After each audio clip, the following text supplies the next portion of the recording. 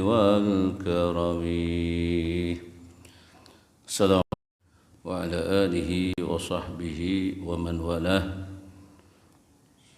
ولا حول ولا قوة إلا بالله. سبحانك لا علم لنا إلا ما علمتنا إنك أنت العليم الحكيم. اللهم ربنا آتنا من لدنك رحمة اللهم آتنا من لدنك رحمة وهيئ لنا من أمرنا رشدا. Para jemaah salat maghrib yang senantiasa dirahmati Allah Subhanahu wa taala. Alhamdulillah, bersyukur pada Allah Subhanahu wa taala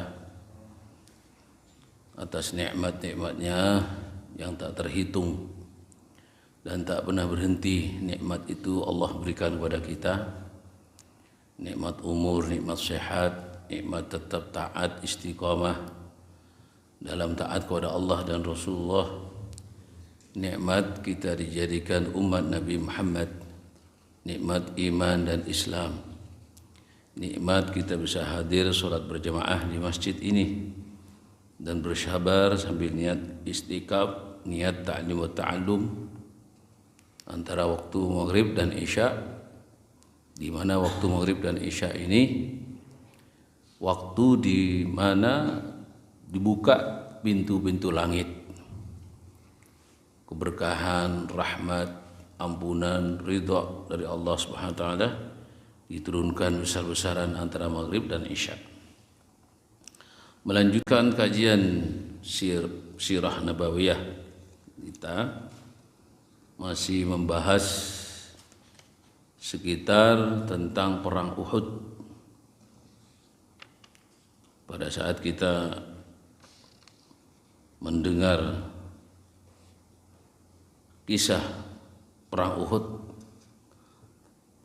umat Islam masih terbayang bagaimana keadaan baginda Nabi SAW yang dialami Rasulullah SAW dan para sahabat, yaitu yang paling menyedihkan yaitu ketika peristiwa perang Uhud. Karena Rasulullah SAW berperang sebanyak 27 kali, tidak ada keadaan kondisi baginda Nabi SAW menderitanya yang dialami oleh baginda Nabi SAW, kemudian luka-luka, kemudian para sahabat yang gugur syahid seperti perang Uhud. Maka perang Uhud ini bagian daripada perang besar di dalam Islam yang terjadi pada tahun ke-3 Hijriah. Kemarin sebagian kita sudah bahas bagaimana kondisi para sahabat pada saat terdesak setelah pasukan pemanah lalai atas pesan baginda Nabi SAW agar supaya mereka tidak turun dari atas bukit Ar-Rumah yang dipimpin oleh Sayyidina Abdullah ibni Jubair. Lantas kaum muslimin mengalami kekalahan dari pihak kaum muslimin. Jumlah yang terbunuh gugur syahid waktu perang Uhud yaitu sebanyak 70 orang. Qutila minhum sab'un, 41 dari kalangan Khazraj, 24 dari kalangan Aus, dan 4 orang saja dari kalangan Muhajirin. Kemudian menurut riwayat ini ada 1 orang dari kalangan Yahudi yang terbunuh, yang ikut berpihak kepada penduduk Madinah.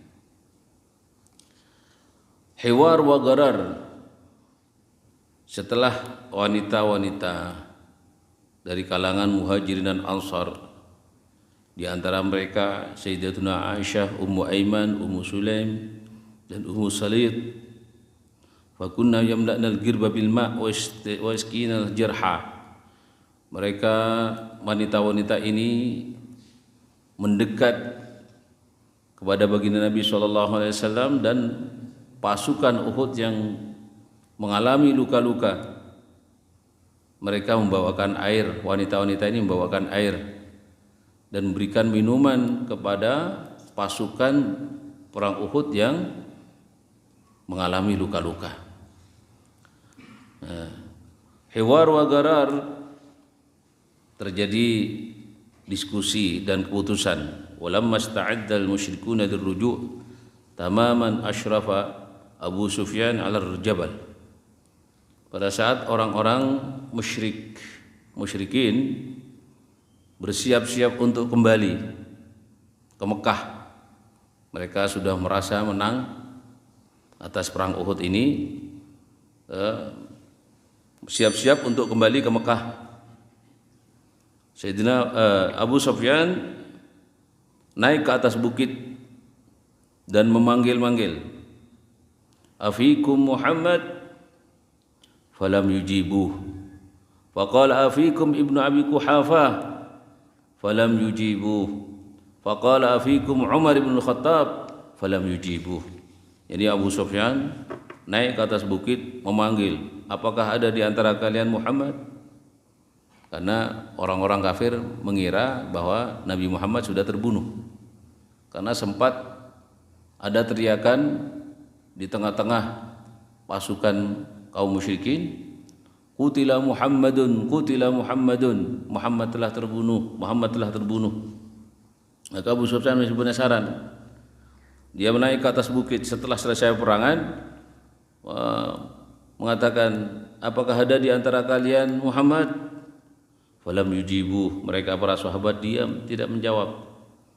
Kemudian bertanya lagi, afikum Ibnu Abi Quhafah, apakah ada di antara kalian Ibnu Abi Quhafah? Yang dimaksud adalah Sayyidina Abu Bakar.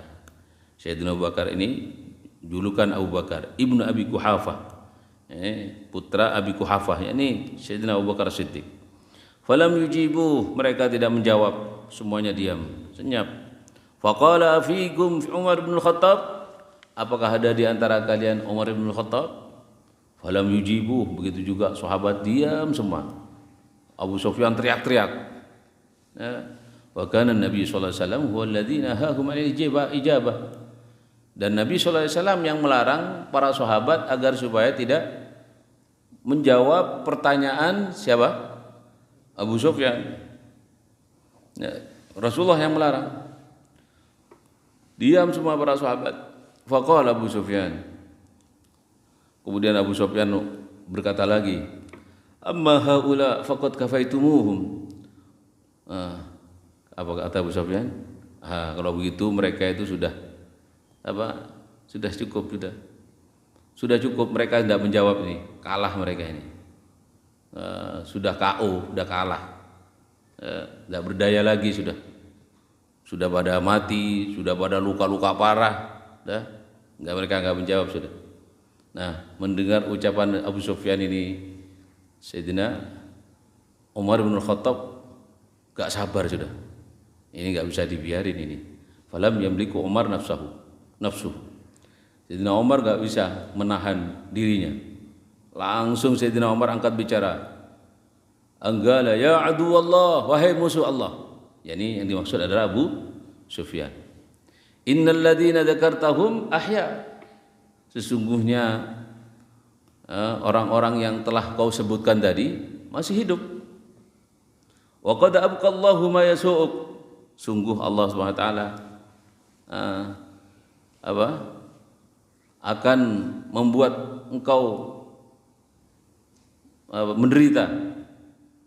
Faqala Abu Sufyan, kemudian Abu Sufyan angkat bicara lagi. Qad kana fikum mutlah lam amru biha wa lam yatusuuni. Apapun yang kau ucapkan, buktinya sampai sekarang aku sehat-sehat, tidak buruk, tidak mengalami penderitaan. Kemudian Abu Sufyan mengatakan, alu Hubal, tinggi Hubal. Hubal itu Tuhan mereka, orang-orang musyrik. Fa'allamahumun Nabi sallallahu alaihi wasallam al-jawab. Fa'allamahumun Nabi sallallahu alaihi wasallam al-jawab. Kemudian Nabi sallallahu alaihi wasallam mengajarkan para sahabat. Fa'ajabu. Kemudian para sahabat menjawab, Allahu a'la wa ajal. Allah yang maha tinggi dan maha agung, maha mulia. Pada saat Abu Sufyan mengatakan tinggi Hubal, dijawab oleh para sahabat, Allah maha tinggi dan maha mulia. Tsumma qala Abu Sufyan, kemudian Abu Sufyan mengatakan lagi, Lanal uzza wa la uzza lakum. Lanal uzza wa la uzza lakum. Bagi kami adalah Tuhan Uzza dan bukan Uzza, bukan Tuhan kalian, kata si Abu Sufyan. Fa'allamahumun Nabi sallallahu alaihi wasallam al-jawab fa'ajabu. Kemudian Nabi mengajarkan para sahabat untuk menjawab. Kemudian para sahabat menjawab, Allahu maulana wa la maula lakum. Allah Tuhan kami dan bukan Tuhan kalian. Thumma qala Abu Sufyan, kemudian Abu Sufyan mengatakan, an'amta fa'al yawma yawmun biyawm Badr. Sekarang sudah sama. Dulu kami waktu perang Badar kalah, sekarang kalian kalah. Kata siapa? Abu Sufyan. Wal harb sijal, dan perang memang terus jadi perdebatan. Nah, masing-masing mengklaim dirinya menang. Faqala Umar radhiyallahu anhu, la sawa, kata Sayyidina Umar. Enggak sama. Enggak sama. Qatlana fil jannah wa qatlakum finnar. Orang-orang yang gugur, yang meninggal di antara kami di dalam perangan ini semuanya masuk surga. Sementara orang-orang yang meninggal kalian baik waktu perang Badar dan yang perang Uhud, karena waktu perang Uhud orang-orang musyrikin juga yang meninggal juga enggak sedikit. Hampir 40 orang. Separuh lebih daripada tentara pasukan kaum muslimin. Kata Sayyidina Umar, orang-orang yang meninggal di antara kalian, wahai orang-orang musyrik, semuanya di dalam neraka. Sementara kami, sahabat-sahabat kami yang meninggal, semuanya dijamin masuk surga. Kalau Abu Sufyan nyaut lagi, karena ini perdebatan ini, pembicaraan ini di tengah-tengah kegelapan. Karena waktu itu perangan mulai dari pagi sampai sore itu perangan itu, perang Uhud itu. Jadi sudah masuk malam, Rasulullah sempat sholat duhur dan asar di lereng-lereng Jabal Uhud sebagaimana dijelaskan pada pertemuan yang lalu. Ya, Rasulullah melakukan sholat bersama para sahabat, sholat duhur dan asar di sebuah tempat yang sekarang tempat itu dinamakan masjid, namanya Masjid Fasah. Masjid Fasah itu ada di lereng-lereng Uhud. Kita waktu di Madinah sering bawa jemaah ke sana. Kecil masjidnya, lebih kecil dari ini. Hampir separuh dari masjid ini. Rasulullah melakukan sholat dan disitulah turun ayat tafassahu fil majalis yafsahillahu lakum, karena sahabat berdesak-desakan ingin sholat berjemaah bersama Rasulullah SAW walaupun kondisi dalam keadaan sangat parah, dalam luka-luka, masih terancam dengan serangan musuh, tapi Nabi sempat melaksanakan sholat berjemaah sehingga sahabat-sahabat gak ingin ketinggalan itu. Gak ingin ketinggalan sholat berjemaah, berdesak-desakan. Maka turunlah ayat, ya, tafassahu fil majalis yafsahillahu lakum, bikin longgar, kasih kesempatan temannya, berilah tempat dikit, geser-geser merapat gitu. Padahal tempatnya sempit, dan tempat itu sampai sekarang disebut dengan Masjid Al-Fasah, Masjid Fasah. Allah. Jadi terjadilah perdebatan antara pihak kaum muslimin dengan Sayyidina Umar, dengan Abu Sufyan.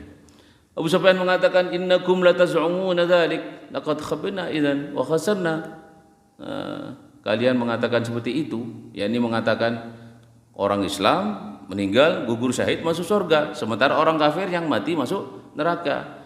Kata Sayyidina Utsman, kalian menyangka seperti itu. Kalau begitu kami ini celaka dan rugi. Kemudian Tsumada Abu Sufyan. Kemudian Abu Sufyan mengatakan, manggil lagi. Waqala, dan dia mengatakan lagi, anshudukallahu ya Umar. Umar, saya ingin mengingatkan kamu. Aqatalna Muhammadan? Apakah kami ini telah membunuh Muhammad? Apakah Muhammad masih hidup? Apakah sudah mati? Jadi Abu Sufyan waktu itu masih penasaran, Muhammad ini masih hidup apa sudah mati gitu. Ini kayaknya masih hidup Muhammad ini. Ini Abu Bakar ini masih hidup ini. Padahal persangkaan mereka, para sahabat-sahabat sudah banyak yang mati. Nah, itu. Apa kata Sayyidina Umar ketika Abu Sufyan mengatakan, apakah kami telah membunuh Muhammad? Apakah Muhammad sudah mati? Ya, Sayyidina Umar menjawab, la wa innahu la yastami' kalamakal an. Abu Sufyan, enggak, Muhammad enggak mati. Ya, sesungguhnya dia sekarang sedang sungguh-sungguh mendengar ucapanmu. Karena waktu itu gelap. Malam hari itu ketika terjadi sijal perdebatan itu. Malam hari. Kemudian dia mengatakan, anta asdaq indi min ibni qami'ah wa abar. Tsumma nada Abu Sufyan, inna mau'idukum bi badril am al-gabil. Sayyidina Abu Sufyan mengatakan, sesungguhnya perjanjian kalian nanti perang Badar akan datang. Jadi mau perang lagi. Setelah perang Badar dikalahkan, perang Uhud, ya, kaum muslimin melakukan kekalahan, Abu Sufyan mengejak perang lagi. Selepas perang Uhud nanti ada perang Badar lagi. Ya, karena waktu perang Badar yang meninggal 70, yang tertawan 70. Sementara waktu perang Uhud kaum muslimin yang gugur syahid 70 dan yang mengalami luka-luka juga banyak. Ya, sebagaimana firman Allah SWT, wa yamsaskallahu qarhum faqad massal qauma qarhun mithluh. Sebagaimana firman Allah SWT dalam Al-Qur'an, bahwasanya kaum muslimin telah mengalami luka. Iyamsaskum qarhun faqad massal qauma qarhun mithluh wa tilkal ayyamu nadawiluha bainan nas wa liya'lamallahu alladhina amanu wa yattakhidha minkum syuhada wallahu la yuhibbul zalimin. Jadi perang Uhud yang gugur syahid kaum muslimin berapa? 70 orang kafir. Waktu perang Badar yang mati 70, yang tertawan 70. Jadi sama gitu sebagai pembalasan. Dan Abu Sufyan masih berjanji nanti perang lagi. Kemudian Rasulullah SAW ketika Abu Sufyan menantang lagi untuk perang Badar lagi, Rasulullah perintahkan sahabat. Amara Rasulullah SAW ashabihi, salah satu sahabat diperintahkan oleh Nabi untuk mengatakan apa? Na'am huwa bainana wa bainaka mau'id. Baik, tantanganmu saya terima. Ya, tantanganmu wahai Abu Sufyan kami terima. Kami terima. Nanti perjanjian bahkan tahun akan datang kita akan perang lagi, perang Badar. Selepas itu kaum musyrikin, ruju'un musyrikin wa qiyamul muslimin bi tawaqqudil jarha wa dafni syuhada.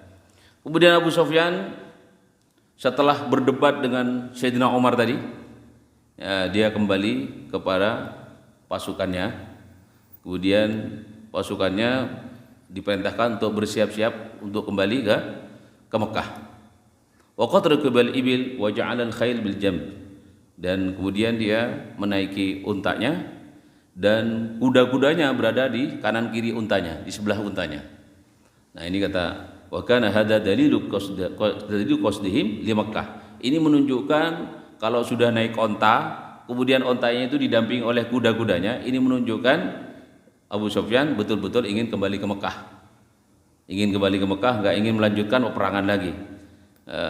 Wa kana min fadlillahi 'alal muslimin, termasuk anugerah Allah atas orang-orang Islam. Kan karena orang Islam waktu itu kan terdesak.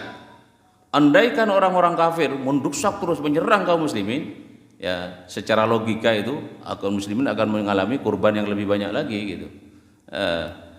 Tapi wa kana min fadlillahi 'alal muslimin id lam yakun bainal musyrikin wa bainal Madinah man yamna'uhum 'anid dukhuli fiha walakin sarrafahumullahu alladhi yahulu bainal mar'i wa qalbihi. Artinya Abu Sufyan keluar dari medan perang, dari sekitar Jabal Uhud itu, membawa pasukannya sudah menuju ke Mekah. Nah, tiba-tiba diceritakan fanazalal muslimun ila sahatil qital. Kemudian kaum muslimin turun ke medan perang memeriksa pasukan yang luka dan yang gugur syahid. Dan Abu Sufyan dengan pasukannya menuju ke Mekah. Kalau kita tahu Jabal Uhud itu di Madinah, di seberang, di tengah-tengahnya kota Madinah, kemudian di seberang kota Madinah ketika menuju Mekah ada gunung namanya gunung Ir, Jabal Ir. Dan Abu Sufyan diceritakan dalam satu riwayat naik ke atas Jabal Ir ini. Setelah keluar dari kota Madinah, pikirannya berubah lagi, kemudian naik ke atas gunung memeriksa tentara kaum muslimin, masih ingin kembali lagi, ingin memerangi kaum muslimin lagi. Sehingga jabal tersebut, gunung ini termasuk gunung yang dibenci oleh Allah, dibenci oleh Rasulullah SAW. Jadi di Madinah ini ada gunung yang dicintai oleh Rasulullah, ada gunung yang dibenci oleh Rasulullah. Ya kenapa?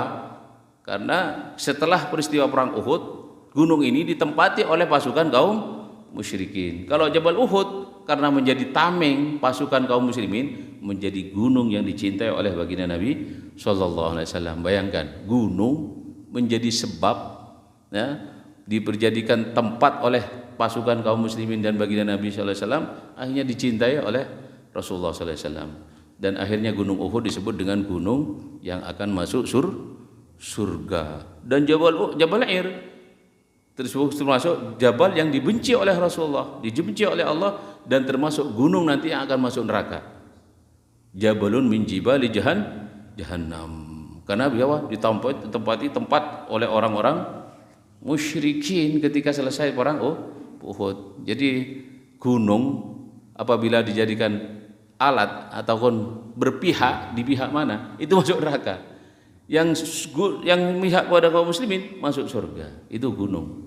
Ya, maka gunung Uhud ini ketika Rasulullah SAW selepas perang Uhud beberapa waktu, Nabi SAW sempat menyempatkan diri naik ke atas Jabal Uhud. Kemudian Jabal Uhud ini bergetar, tatahazza wa tatarajjaf, bergetar seolah-olah hendak terangkat dari permukaan bumi. Kemudian Rasulullah SAW menghentakkan kakinya sambil mengatakan, uthbut Uhud fa inna alaika nabiyyun wa siddiqun wa syahidan. Hei Uhud, tenang. Karena waktu itu Rasulullah bersama Sayyidina Abu Bakar, Sayyidina Umar dan Utsman. Ketika naik ke atas gunung Uhud itu bergetar. Tatahazza, bergetar seperti gempa. Oleh Rasulullah disuruh tenang dengan menghentakkan kakinya sambil mengatakan, uthbut Uhud. Diam Uhud, tenang. Sesungguhnya yang ada di atas punggungmu ini adalah seorang nabi dan as-siddiq, yakni Sayyidina Abu Bakar As-Siddiq, dan dua calon mati syahid, yakni Sayyidina Umar dan Utsman. Jadi Rasulullah sudah mengatakan, ini loh calon mati syahid ini. Ya, jadi Sayyidina Umar dan Sayyidina Utsman ini sudah diumumkan oleh Nabi sallallahu alaihi wasallam di atas Jabal Uhud. Ini loh calon mati syahid. Diam kamu, tenang. Masya Allah. Kenapa? Kata para ulama, kenapa Uhud kok bergetar?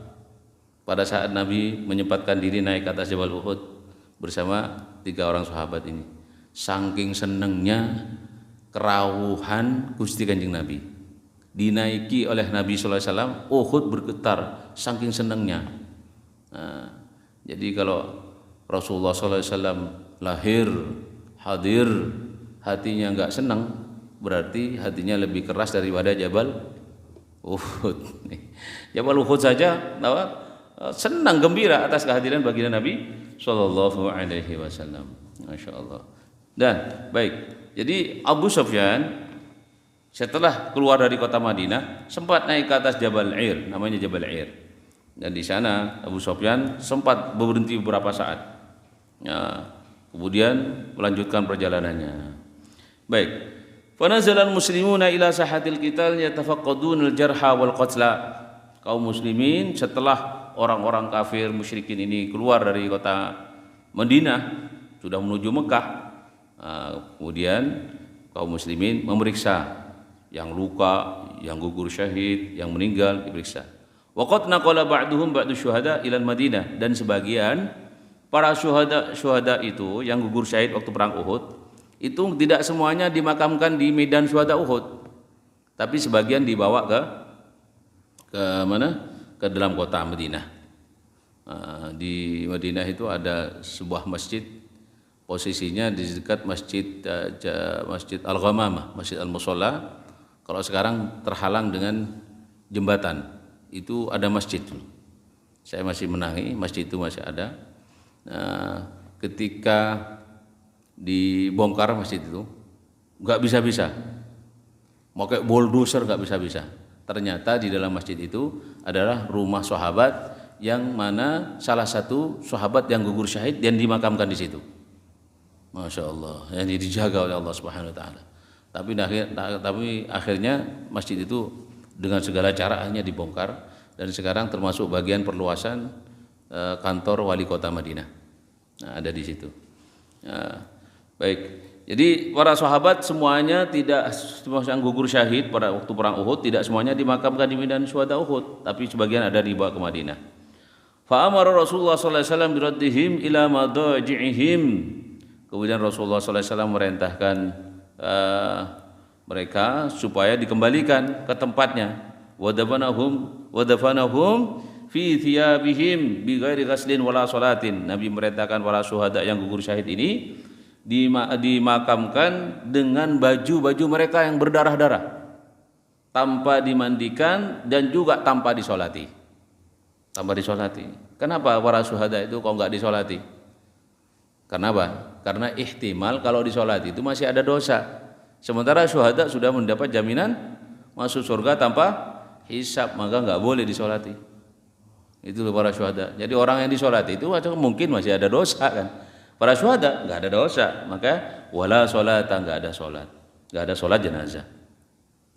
Wa qad final itsnain wa tsalatsa fi qabrin wahid, dan dimakamkan para syuhada itu ada sebagian 2 dan 3 dalam satu kuburan. Itu dalam satu kuburan, satu liang lahat, ada yang isi 2, ada yang isi 3. Wa rubbama jama'a bainar rajulaini fi thawbin wahid.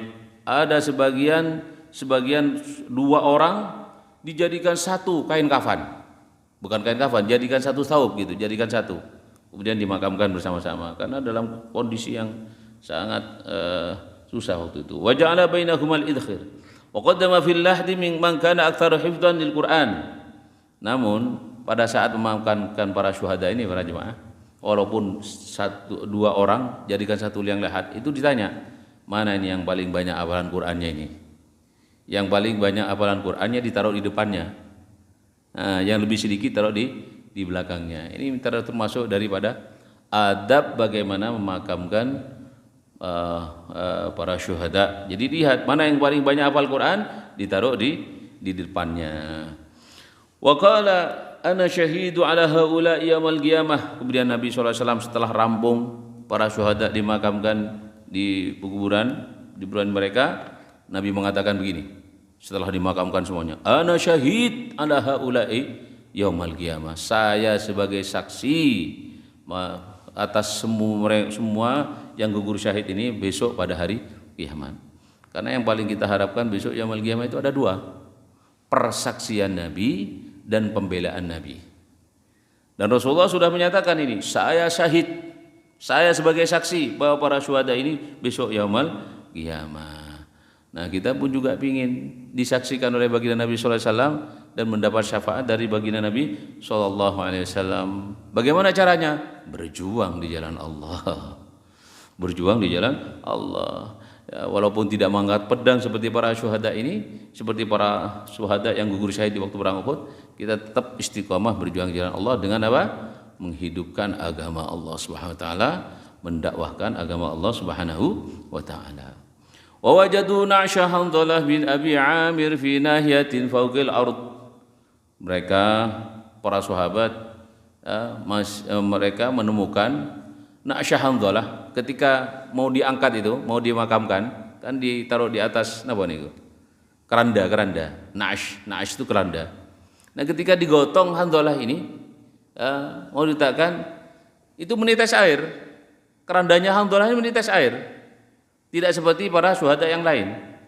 Yaktur minhul ma, dari kerandanya itu menetes air. Faqala Nabi sallallahu alaihi wasallam, kemudian Nabi mengatakan, innal malaikata tuwassiluhu. Sesungguhnya para malaikat telah memandikan Handhalah. Wa kana min qissatihi annahu kana hadithu ahdi Abi Ars. Dan kisahnya kenapa kok terjadi demikian? Karena Handhalah baru saja menikah. Jadi waktu hari Jumatnya menikah, kan perang Uhud itu terjadi hari Sabtu. Jumatnya menikah, malam Sabtu ada panggilan untuk berangkat perang. Jadi waktu malam Jumat dia masih manten baru. Bayangkan manten baru kayak apa? Ya. Habis kumpul sama istrinya, junub, gak sempat mandi langsung ambil pedang. sambil pedang berangkat. Nah, ketika perang Uhud dia gugur syahid. Ya, idh sami'al munadi yunadi lil harb fatarakaha, ditinggalkan istrinya, wa kharaja ila sahatil qital, dia keluar ke medan perang, wa qatala hatta qutil, dan dia bertempur berperang sampai dia terbunuh, wa huwa junubun, sementara kondisinya dalam keadaan junub, belum sempat mandi. Faghasalathul malaikah, kemudian dia dimandikan oleh malaikat, fasummiya ghasilul malaikah, kemudian dia digelari dinamakan ghasilul malaikah, orang yang dimandikan oleh malaikat. Wa kufina Hamzah fi bardin in ghatta ra'sahu badat rijlahu wa in ghatta rijlahu bada ra'suhu faja'alu ala rijlaihi al-idkhir wa kadzalika Mus'ab bin Umair. Di sini ada keterangan bahwa Sayyidina Hamzah ketika dimakamkan mau dimakamkan itu ketika ditutupi kain, kalau ditutup kepalanya tampak kedua kakinya. Padahal para sahabat menganggap ini sudah cukup kain ini. Tapi kalau ditarik ke bawah, kepalanya tampak. Wa in ghatta rijlahu bada ra'sahu, tampak kepalanya. Kok enggak cukup? Faja'alu arjilahil idkhir, kemudian di kakinya ditutupi dengan idkhir, semacam kain tambahan atau daun. Wa kadzalika Mus'ab bin Umair. Begitu juga Mus'ab bin Umair. Mus'ab bin Umair ini siapa? Yang membawa bendera waktu perang Uhud. Nah, dan juga siapa yang dimakamkan berdekatan dengan Sayyidina Hamzah? Mus'ab bin Umair dan Sayyidina Abdullah bin Jahsh. Sayyidina Abdullah bin Jahsh ini ponakannya Sayyidina Hamzah dari istrinya, sepupunya baginda Nabi SAW. Jadi kalau kita nanti ziarah ke Madinah, makam para syuhada itu ada 3 nisan berdekatan. Pernah ada yang Madinah? Itu ada 3 nisan, itu makamnya Sayyidina Hamzah, makamnya Sayyidina Abdullah bin Jahsh, dan makamnya Sayyidina Mus'ab bin Umair. Nah, Sayyidina Abdullah bin Jahsh ini ponakannya Sayyidina Hamzah. Ya, Sayyidina Hamzah. Makanya para sahabat berbela-sungkawa dengan saudarinya. Nah, itu Hamnah binti Jahsh, akhuha Abdullah bin Jahsh wa khaluha Hamzah bin Abdul Muttalib. Nah, baik. Jadi Sayyidina Hamzah dan Sayyidina Abdullah bin Jahsh dan Sayyidina Mus'ab bin Umair berdekatan dimakamkannya di situ. Kemudian ilal Madinah wa fil Madinah, setelah selesai dimakamkan, walamma faragha Rasulullah sallallahu alaihi wasallam wal muslimuna min dafni syuhada, setelah rampung baginda Nabi bersama kaum muslimin memakamkan para syuhada, wa du'a lahum, dan Rasulullah mendoakan mereka. Raja'u ilal Madinah, mereka kembali ke kota Madinah. Wa qad kharajatin niswatu qutila aqaribuhum, para wanita-wanita yang terbunuh kerabat-kerabatnya waktu perang Uhud. Falagaina Rasulullah sallallahu alaihi wasallam fit tariq, mereka menemui baginda Nabi sallallahu alaihi wasallam di dalam perjalanan. Waktu Rasulullah kembali dari syuhada Uhud kembali ke Madinah, mereka bergegas rame-rame ingin menjumpai Nabi sallallahu alaihi wasallam. Fa'azzahunna wa da'alahunna, kemudian Rasulullah sallallahu alaihi wasallam mengucapkan bela sungkawa kepada wanita-wanita yang kehilangan suaminya, yang kehilangan saudaranya. Waja'at imra'atun min Bani Dinar qutila zawjuha wa akhuha wa abuha, datang seorang wanita dari Bani Dinar, terbunuh suaminya, bapaknya dan saudaranya, terbunuh semua waktu perang Uhud, gugur syahid. Falamma na'u, setelah Rasulullah SAW, setelah mereka berbela sungkawa, sa'alat an Rasulullah SAW, mereka menanyakan tentang Nabi SAW. Jadi dia lupa saudaranya, ayahnya, suaminya yang meninggal itu dia lupa, tapi mereka sibuk mencari Nabi SAW, mencari tentang keselamatan baginda Nabi Sallallahu Alaihi Wasallam. Nah, inilah para sahabat cintanya kepada Rasulullah luar biasa. Jadi ayahnya, saudaranya, suaminya meninggal itu lupa. Nabi SAW yang ditanya, bagaimana keadaan Rasulullah? Bagaimana keadaan Rasulullah? Faqalu, kemudian faqalu, para sahabat menjawab pertanyaan para wanita-wanita ini, innahu bihamdillahi kama tuhibbin, sesungguhnya Rasulullah sallallahu alaihi wasallam alhamdulillah keadaannya sebagaimana kalian mencintainya dari dalam keadaan sehat walafiat. Faqalat, mereka belum puas. Aruni, aruni. Coba mana, aku penasaran mana Rasulullah sallallahu alaihi wasallam. Aku ingin lihat. Belum yakin kalau cuma berita saja. Ingin tahu. Ini wanita-wanita ingin tahu tentang keselamatan Nabi. Aruni, lihatkan kepadaku. Fa asyaru laha. Kemudian para sahabat memberikan isyarah kepada mereka. Falamma ra'athu, kemudian ketika wanita ini melihat Rasulullah sallallahu alaihi wasallam dalam keadaan sehat walafiat, qalat, dia mengatakan, kullu musibah ba'daka jalal. Setiap musibah ba'daka jalal, setelah engkau ini jalal, kecil. Jadi semua gugur, suaminya, bapaknya, saudaranya yang mati itu kecil. Yang penting ini Nabi sallallahu alaihi wasallam yang penting. Yang penting Rasulullah sallallahu alaihi wasallam masih sehat, masih hidup, selamat. Yang lain-lain itu kecil semua, enggak apa-apa, mereka sudah ke surga semua. Yang saya pikirkan ini karena wanita-wanita ini bagaimana keselamatan baginda Nabi sallallahu alaihi wasallam. Wa batal muslimuna fi halati tawari yahrusunal Madinah. Setelah kembali ke Madinah, para kaum muslimin menjaga dari beberapa sudut kota Madinah, menjaga kota Madinah, masih khawatir, takut-takut ada serangan balik kembali lagi, karena memang beritanya Abu Sufyan ini masih belum jauh dari kota Madinah, masih berada tadi di atas Jabal Ir, bahasa ada di balik Jabal Ir, di perkampungan Bi'rur Rauha. Bi'rur Rauha itu kawasan dari kota Madinah sekitar 30, enggak sampai 30 kilo. Di situ ada sumur namanya Bi'rur Rauha, tempat Nabi sallallahu alaihi wasallam ambil air waktu perang Badar. Dan mereka kaum musyrikin ini juga beristirahat di situ. Maka tetap dijaga kota Madinah, takut mereka menyerang kembali. Wala yakhruju illa man syahidal wa yahrusuna Rasulullah sallallahu alaihi wasallam wa hum munhakuna fi minal jarh wa ta'ab wal huzn wal alam.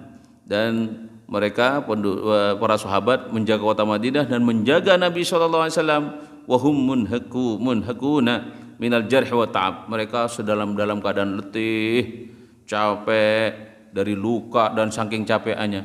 Wal huzn wal alam, sambil sedih. Kenapa? Ada yang meninggal ayahnya, ada yang meninggal adiknya, ada yang meninggal saudaranya. Mereka sambil sedih, sambil capek, sambil letih. Wa ra'a Rasulullah sallallahu alaihi wasallam annahu la budda min mutaba'ati harakatil adu. Dan Rasulullah sallallahu alaihi wasallam melihat Rasulullah sallallahu alaihi wasallam tetap memperhatikan mutaba'ati harakatil adu, mengikuti gerak-geriknya musuh-musuh, hatta yatanajazuhu fil maidan law hawala al-auda ila al-Madinah. Rasulullah sallallahu alaihi wasallam masih khawatir mereka takut menyerang kembali ke Madinah. Jadi Rasulullah SAW tahu bahwa Abu Sufyan ini masih belum jauh dari Madinah, masih berencana ingin menyerang kembali. Akhirnya apa? Falamma asbaha nada fil muslimin. Keesokan harinya, yakni hari Minggu pagi, karena perang Uhud itu kan terjadi hari Sabtu. Jadi malamnya setelah memakamkan Rasulullah, paginya asbaha nada fil muslimin ay yakhruju li liqa'il adu. Langsung Nabi sallallahu alaihi wasallam memberikan penyeru kepada kaum muslimin untuk keluar dan menemui musuh itu. Abu Sufyan yang masih berkeliaran di dekat kota Madinah suruh kejar, suruh temui oleh Nabi sallallahu alaihi wasallam. Wala yakhruju illa man syahidal qital bi Uhud. Dan Rasulullah menginstruksikan agar yang keluar untuk menyusul Abu Sufyan ini orang-orang yang terlibat waktu perang Uhud. Faqalu, sahabat muslim mengatakan sam'an wa ta'ah, baik ya Rasulullah, kami akan kejar. Dalam satu riwayat Sayyidina Ali yang memimpin. Sehingga terjadi di sana peperangan namanya peperangan Hamraul Asad. Insyaallah kita akan bahas nanti peperangan Hamraul Asad ini pada temuan berikutnya. Mudah-mudahan yang kita baca pada kesempatan ini menjadi tambahan ilmu sejarah kita, sejarah Nabi kita Muhammad sallallahu alaihi wasallam, sehingga kita bisa menyimpulkan betapa sedihnya Rasulullah bersama para sahabat ketika memperjuangkan agama ini. Sekarang kita tinggal memperjuangkan bagaimana mengamalkan agama ini, yang paling penting. Ya, mungkin sedihnya, susahnya tidak seperti mereka, tapi insya Allah balasannya juga akan besar pahalanya di sisi Allah Subhanahu wa taala, karena kita sedang mewujudkan cita-cita baginda Nabi sallallahu alaihi wasallam dan para sahabat. اللهم انفعنا بما علمتنا وعلمنا وانفعنا فقهنا في الدين بسر الفاتحة لا حضرتنا وجوله من الشيطان الرجيم بسم الله الرحمن الرحيم الحمد لله رب العالمين الرحمن الرحيم مالك يوم الدين إياك نعبد وإياك نستعين الصراط المستقيم صراط الذين أنعمت عليهم غير المغضوب عليهم ولا الضالين صلى الله على سيدنا محمد وآله وصحبه وسلم والحمد لله رب العالمين. Azim.